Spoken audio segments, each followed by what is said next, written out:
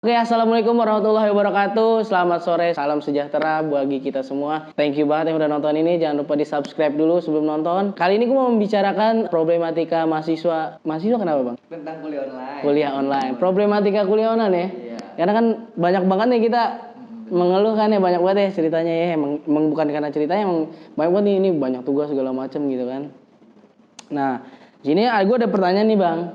Nah, gue minta saran abang.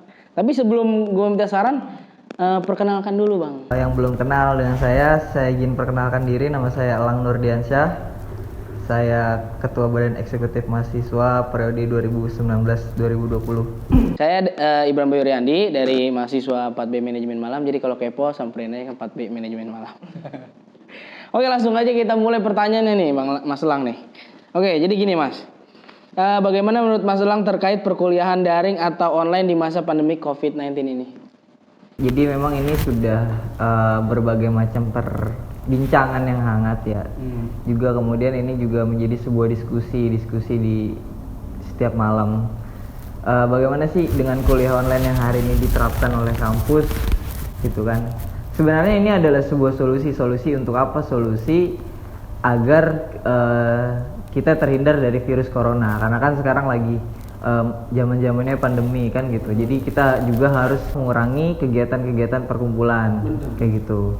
Makanya saya rasa kalau untuk sistem online ini gitu, ini adalah sebuah solusi untuk pembelajaran di masa pandemi seperti ini gitu. Dari pertanyaan pertama jawabannya cukup memuaskan ya bang ya. Ini ada pertanyaan lagi bang, karena ada beberapa pertanyaan yang harus Mas Elang jawab ya. Nah banyak juga sih. Nah yang kedua adalah perkuliahan online seperti apa yang biasa mahasiswa dosen lakukan, misalnya kayak Zoom atau Classroom gitu loh. Kalau di IMP banyak mahasiswa juga bertanya ya, bertanya kepada saya gitu kan, Kak kita tuh kuliahnya harus seperti apa sih gitu. Nah di sini ada juga yang menggunakan Google Classroom, juga ada juga yang menggunakan WhatsApp. Nah juga sekarang ini kan udah dibuat tuh namanya SIAK ya. SIAK itu. Nah menurut saya SIAK itu justru bukan kemudian membuat waktu mahasiswa itu fleksibel, tetapi justru malah terbebani akhirnya dengan tugas-tugas yang menumpuk dan harus dikirimkan tepat waktu gitu kan. Itu yang berat banget. Nah itu yang menjadi problem di situ sebenarnya.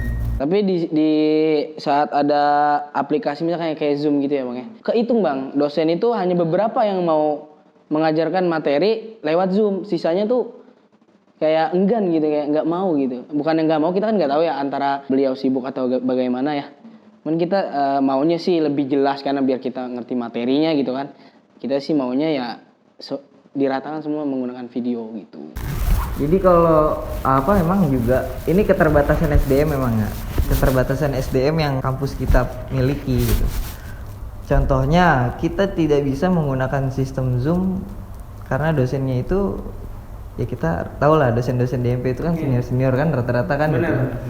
Nah yang memang tingkat kemajuan teknologi, nah kecanggihannya itu udah terupdate itu sedikit kurang gitu. Benar-benar. Iya gitu benar. Jadi itu mungkin sebagai cara untuk lebih memperbaiki lagi ya. Iya, sebenarnya dari segi internal dari dosen tuh semoga bisa diperbaikin dari segi itu tersebut ya. Ya, lanjut lagi pertanyaan ketiga nih Mas. Apakah Mas Elang setuju jika perkuliahan secara online lebih menyenangkan daripada kuliah offline atau tatap muka? Saya setuju aja gitu. Karena apa? Karena ketika hari ini kita bicara e-learning itu kan kemajuan, salah satu sebuah kemajuan teknologi. Namun kemajuan teknologi ini juga kemudian yang harus kita perhatikan adalah dari sisi kualitas. Dari sisi kualitas mahasiswanya gitu kan, dari sisi kualitas para dosennya juga gitu. Saya sepakat aja ketika memang sistem e-learning ini berjalan sebagaimana mestinya. Seperti halnya gini, yang saya ketahui terkait dengan e-learning ini sebagai suplemen atau tambahan ya, dimana ini untuk juga kemudian efisiensi waktu bagi mahasiswa-mahasiswa yang pekerja gitu. Jadi dia bisa mengerjakan kuliahnya, dia bisa kuliah itu kapan aja gitu. Dan juga ini tidak menjadi sebuah hal yang inti gitu. Tapi bisa di fleksibel lah, waktunya itu fleksibel gitu, karena sebagai suplemen atau tambahan aja gitu.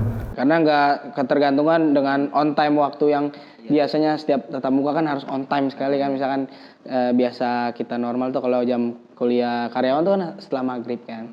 Nah, itu kan nggak harus datang jam segitu juga kan.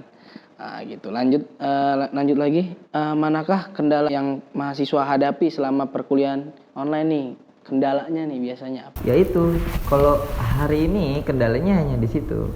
Sistem itu masih seperti apa ya?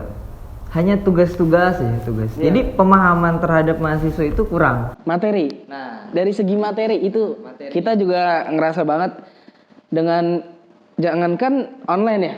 Kita pun tatap muka tuh masih belum ngerti gitu materi. Sejujurnya gitu. Bukan karena saya atau teman-teman bodoh atau gimana, karena emang sejujurnya lebih nggak ngerti lagi ketika cuma dikasih materi gitu loh. Itu Berbagai macam karakter manusia yang memang hari ini punya cara untuk mendapatkan pengetahuan masing-masing gitu. Misalkan ada juga metodenya, misalkan dengan cara dipresentasikan aja, dengan cara dia mendengar aja dia sudah paham gitu. Ada juga yang kemudian dia hanya membaca aja dia paham gitu.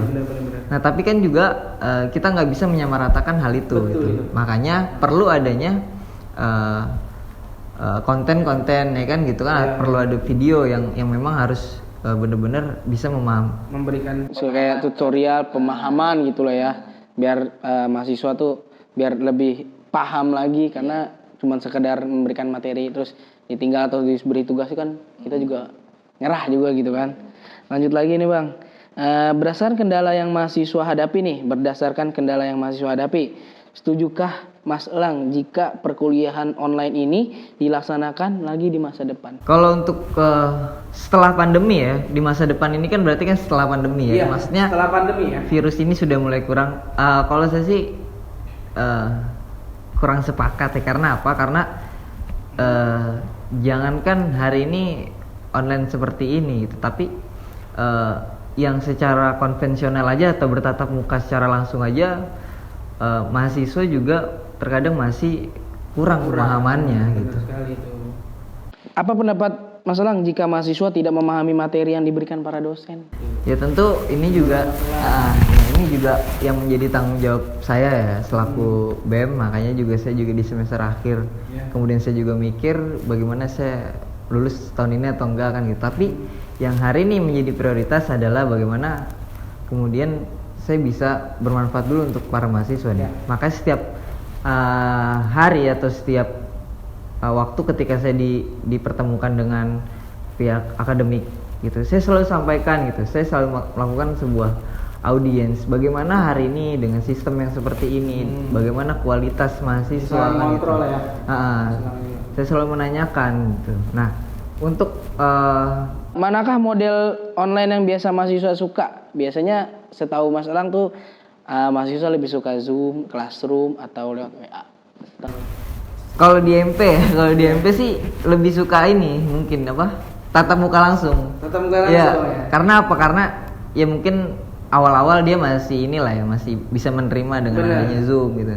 Tapi lama kelamaan mungkin dia juga bosan gitu. Bosan ya kan di rumah. Tapi kalau untuk online sih biasanya mungkin Zoom kali ya. Zoom. Karena seru gitu kan. Bisa ada bercandanya gitu kan. Kalau di WA segala macam kan hanya sebuah ketikan aja gitu. Enggak ketemu lah ya. Iya, Apakah perkuliahan dengan online menambah biaya yang dikeluarkan bagi mahasiswa? Tentu menambah. Menambah segi apa tuh? Beli kuota.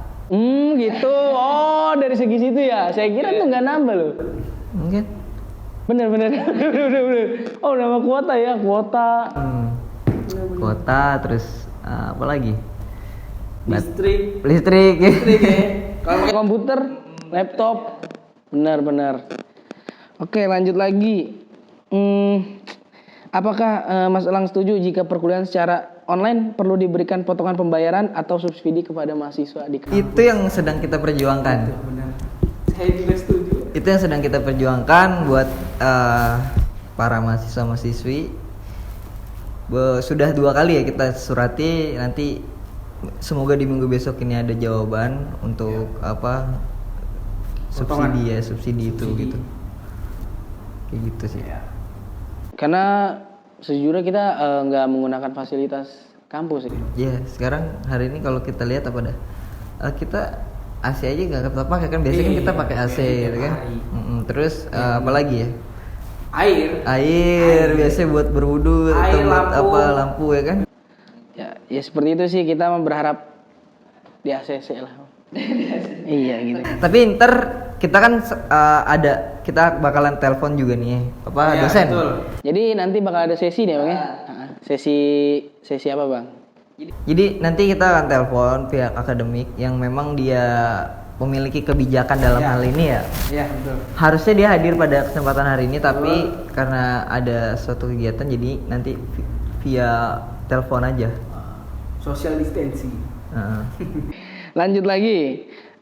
Bagaimana menurut Mas Elang bentuk tugas yang diberikan oleh dosen sehingga terkesan memberatkan mahasiswa?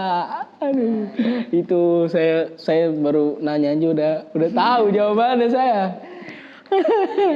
Gimana tuh Mas? Dosen jangan terlalu memberatkan mahasiswanya. Benar.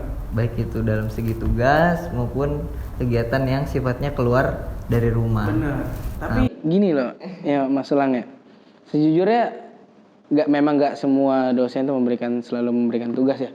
Tapi beberapa ada yang nge-push gitu loh Mas. Jadi lebih baik kita kuliah tatap muka, tapi kuliah. Jadi setiap pertemuan tuh nggak dikasih tugas dibandingkan online selalu dikasih tugas gitu. Setiap pertemuan online tugas, setiap pertemuan online tugas. Kita kan gimana ya jadinya? Aduh, kelimpungan kita. Jadi kan nggak kita itu kan aktivitasnya nggak semuanya di rumah, nggak semuanya, masih banyak banget, rata-rata sekitar 70% itu masih beraktivitas gitu kan.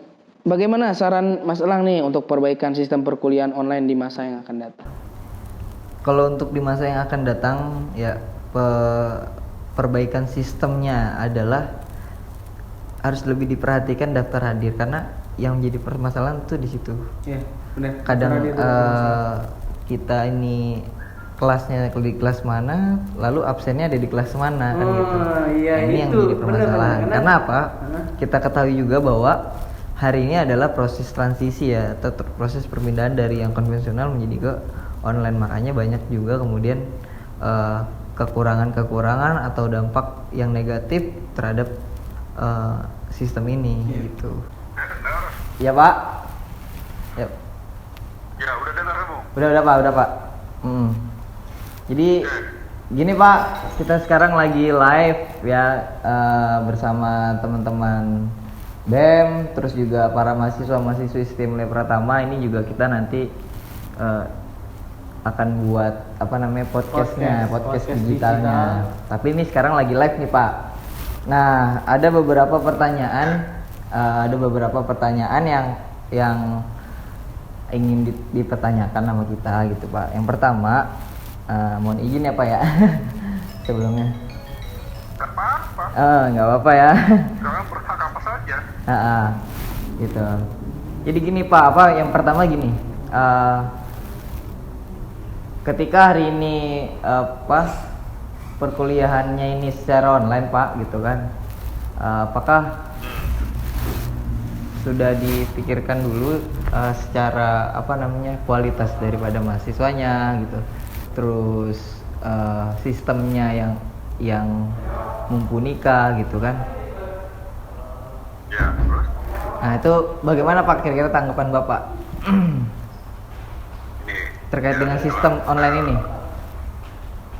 Iya, saya senang dengan kalian itu punya daya kritis ya terhadap proses perkuliahan online ini kan. Iya.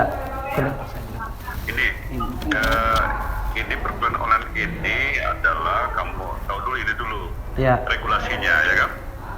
Regulasinya itu dari menteri ya kan. Kemudian dari keputusan Dirjen ya kan. Iya. Kemudian baru keputusan STEM Lab Pratama. Itu ada 3 itu yang kita ingin kamu menjadi dasar pijakan kita online. Iya. Karena ini kan menghadapi tentang adanya virus corona Iya. atau COVID-19 ini. Mm. Nah, sebelumnya